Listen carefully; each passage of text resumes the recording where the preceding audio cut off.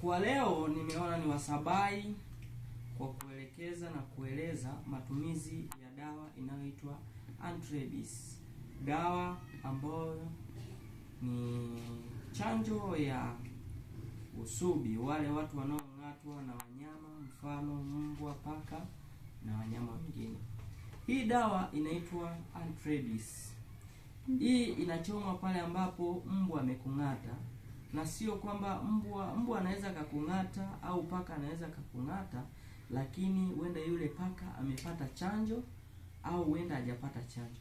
Kwa hii unachoma kwa tahadhari kwamba kama ikitokea yule mbwa ambaye alikung'atwa hajapata chanjo, kuna uwezekano wa wewe kuwa katika hali nzuri.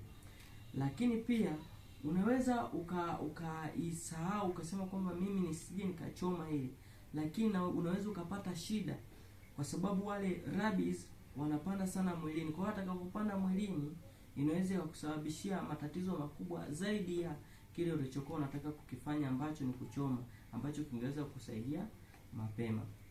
Kwa hiyo na washauri wagonjwa wengi wote yule ambaye anang'atwa na mnyama wote kama mbwa na paka awahi hospitalini ili kupata chanjo ya Antrabis.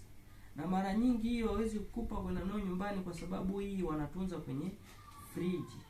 Natakiwa itunzwe kwenye friji. Kwa hiyo pale ambapo ukishachoma dozi yako wanarudisha kwenye friji kutunza, ili siku nyingine ambao wamekuandikia utakuja kufanya nini? Kuchoma.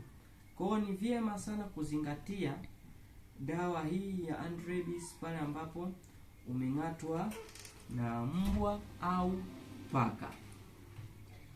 Kwa hiyo mimi naitwa Kevin Pius Makoa, pharmacy. Kama unapenda tips za afya na tips za kifamasia, consider following me kwenye akaunti yangu ya YouTube, subscribe. Thank you.